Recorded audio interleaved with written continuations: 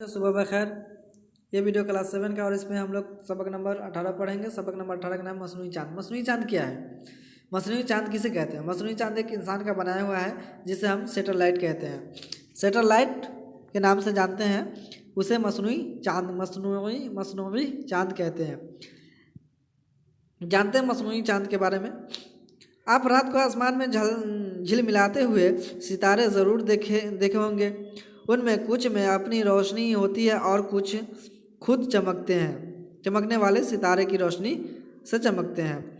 जो सितारा खुद रोशन है, दरअसल हमारा फलकियात उन्हीं को तारा या सितारा कहते हैं। माहिरीन फलकियात इल्म नजूम यानी तारों के इल्म रखने वाले, आसमानी इल्म रखने वाले, है ना, तारे चांद के बारे में। चारों तरफ कुछ तारों की तरह पिंड घूमते रहते हैं। एक सितारे का इर्द गिर्द घूमने वाला चक्कर लगाने वाले पिंड सितारे नहीं होते हैं, वो उन्हें हम क्या कहते हैं? सैयारा कहते हैं। प्यारे बच्चों, मैं इसका खुलासा कर रहा हूँ, आप इसे गौर से पढ़ेंगे। मैं इसमें जो खास बातें हैं वो चीज़ बता दे रहा हूँ। सूरज भी एक सितारा है और उसके सूरज भी एक सितारा है और उसके चारों तरफ घूमने वाले सैयारा का एक खानदान है। और सितारा का भी खानदान होता है। आप याद रखेंगे कि सितारा का भी खानदान होता है। सितारा खानदान यानी सितारे से जो रोशन इर्द गिर्द जो चमकता है उसके जरिए ये ज़मीन जिस पर हम रहते हैं, सूरज के खानदान का एक सैयारा है। हमारी ज़मीन अपने तयशुदा रास्ते पर करीब 365 दिन में एक चक्कर पूरा करती है। दूसरा सैयारा जो हमारी ज़मीन के सबसे करीब है वह मरीख है, जिसे आप शायद मंगल ग्रह के नाम से जानते होंगे।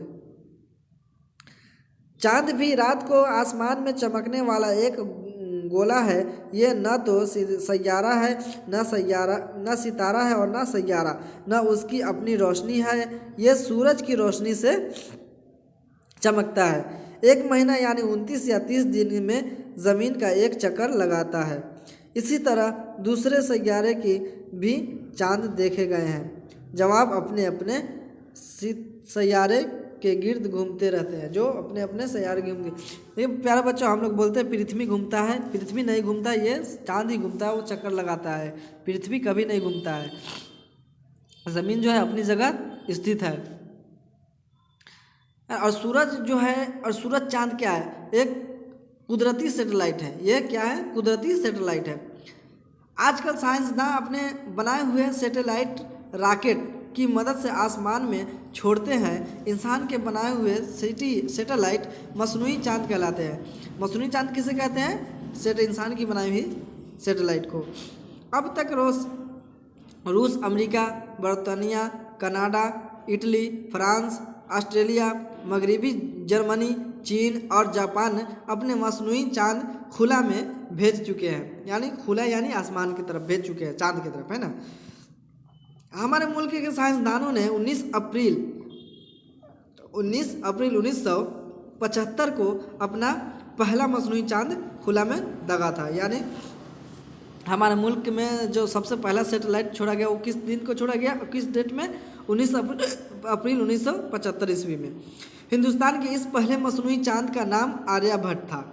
इसका नाम क्या था? आर्यभट्ट। आर्यभट्ट कदीम ज़माने में, यानी पुराने ज़माने में, सबसे पुराने ज़माने की बात है, पुराने ज़माने में हमारे मुल्क के एक मशहूर रियाजी दां और माहिरीन इल्म नजूमी थे। उन्होंने 5वीं सदी ईस्वी यानी 5 ईस्वी में अलजेब्रा के बुनियादी असूल दरियाफ्त किए थे और चांद, सूरज वगैरह के बारे में कुछ अहम बातों की खोज की थी। मसनूई चांद धात का बनाया हुआ एक तरह का डिब्बा होता है। आप इस चित्र में देख सकते हैं, ये मसनूई चांद का एक बना हुआ है। आप देखें इसे कैसा बना हुआ और चांद, सूरज वगैरह के क्या बोलते हैं, जिसमें कई तरह के साइंसी आलात लगे होते हैं। आलात यानी काम करने की चीज़, जैसे कैमरा वगैरह, है ना, विज़न के लिए बरकी मकानातीसी तरंगे पैदा करने वाली ट्रांसमीटर होते हैं। ये सब उसमें लगे होते हैं। खुद कार कैमरे होते हैं, कार के खुद कैमरे लगा हुआ है, उसमें कैमरा भी लगा हुआ था जो ट्रांसमीटरों की मदद से ज़मीन के मुख्तलिफ हिस्सों की तस्वीरें लेकर ज़मीन पर भेजते रहते हैं, है ना। ये सब मसनूई चांद है। ये मसनूई चांद में की कुते तकल की वजह से अपने मदार पर कायम रहते हैं, ज़मीन के इर्द गिर्द घूमते रहते हैं। मसनूई चांद को खुला में पहुंचाने के लिए रॉकेट का इस्तेमाल किया जाता है। उसके किसका इस्तेमाल किया जाता है? रॉकेट का। और दुनिया का पहला मसनूई चांद रूस ने 14 अक्टूबर 1957 को छोड़ा था। इसका नाम स्पुतनिक था और उसका वज़न 831 किलोग्राम था। उसका कितना था? 831 किलोग्राम।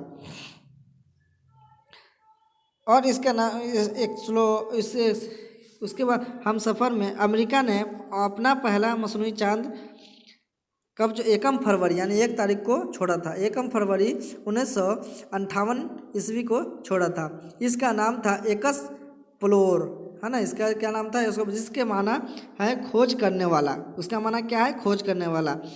उसका वज़न सिर्फ 14 किलो था। हमारे मसनूई चांद का वज़न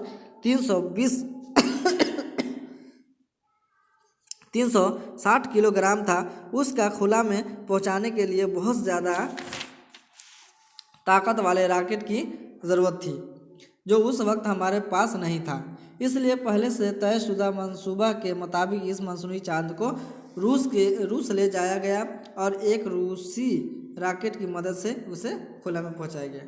ये मसनूई चांद इतनी और ऊंचाई पर नस्ब किए जाते हैं कि ये पूरी ज़मीन को एक तस्वीर में ले सकते हैं।